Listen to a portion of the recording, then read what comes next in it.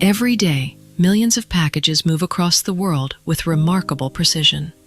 Overnight deliveries, life-saving medicines, critical business documents, and essential supplies arrive so reliably that most of us never stop to wonder how such a system became possible. But decades ago, that system did not exist. One university student believed there had to be a better way. He imagined a network unlike anything the transportation industry had ever seen. A single, integrated system capable of moving time-sensitive shipments across the country with speed, precision, and predictability. To most people, it seemed unrealistic. His proposal received little enthusiasm. Yet that same idea would eventually reshape global commerce and change the way the world moves. The question is not how FedEx became successful. The question is, how did an idea the world wasn't ready for become one of the most important business innovations of the 20th century?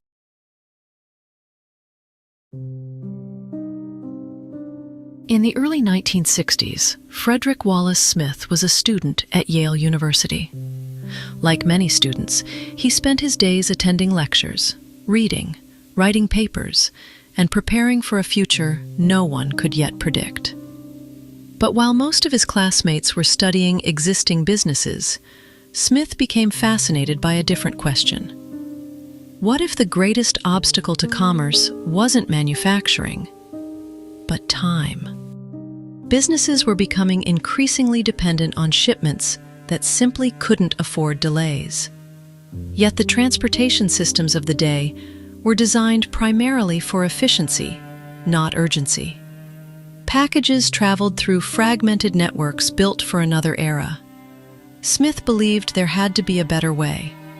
Instead of treating every shipment as just another piece of freight, he imagined an integrated network designed specifically for speed and reliability. It was an idea that challenged conventional thinking, so he began putting that vision onto paper. Smith's idea did not begin with the question, "What company can I build?" It began with a different question. What if every time-sensitive shipment passed through a single central hub before continuing to its final destination? Instead of a fragmented transportation network, he envisioned one integrated system designed around speed, coordination, and reliability. As the idea matured, rough notes became diagrams. Diagrams became calculations. Calculations became a carefully argued proposal. For a university student, it was an ambitious vision. It challenged assumptions that had governed transportation for decades. When the proposal was submitted, the response was far from extraordinary. The idea attracted little enthusiasm. On paper, it appeared interesting, but impractical. The proposal was set aside. The investigation could have ended there, but some ideas don't disappear simply because they're misunderstood. For Fred Smith, the proposal was not the conclusion, it was the beginning.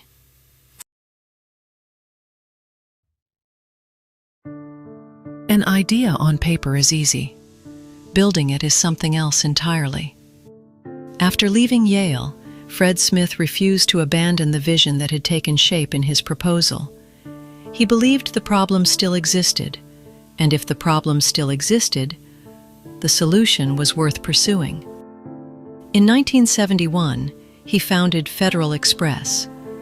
The goal was unlike anything the industry had attempted before: a nationwide network built specifically for overnight delivery.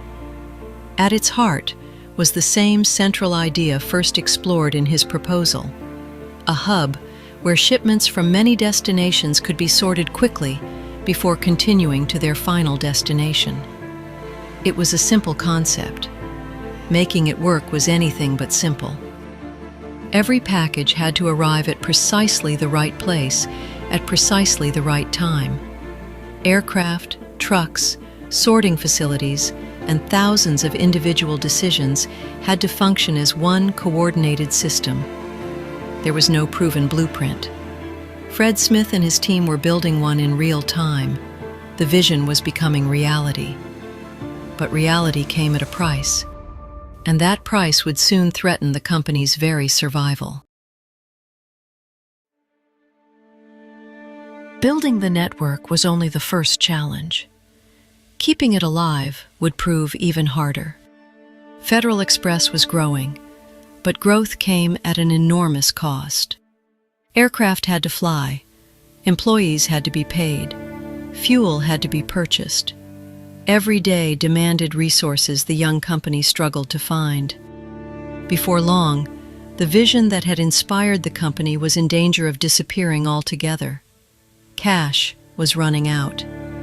Investors questioned whether the business could survive. By every conventional measure, the odds were against them. Then came one of the most extraordinary moments in American business history. With the company's future hanging by a thread, Fred Smith made a decision few executives would ever consider. He traveled to Las Vegas. There, risking the company's remaining funds, he gambled in an attempt to buy Federal Express enough time to survive.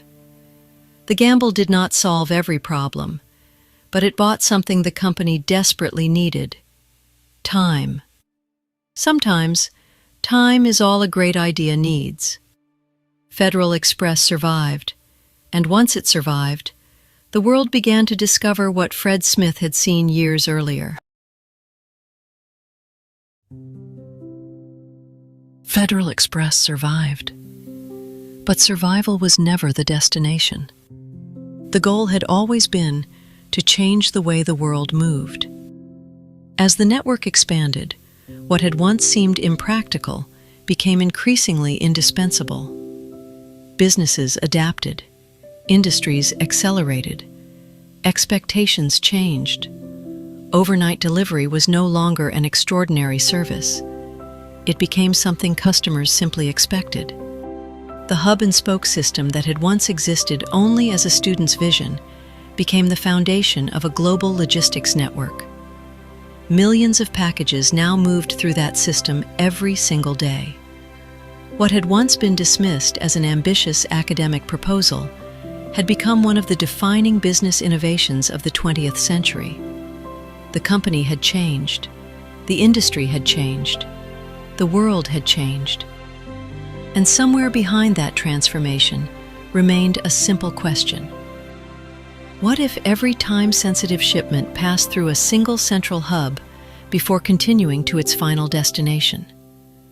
The answer had been there from the very beginning. The world simply wasn't ready to see it.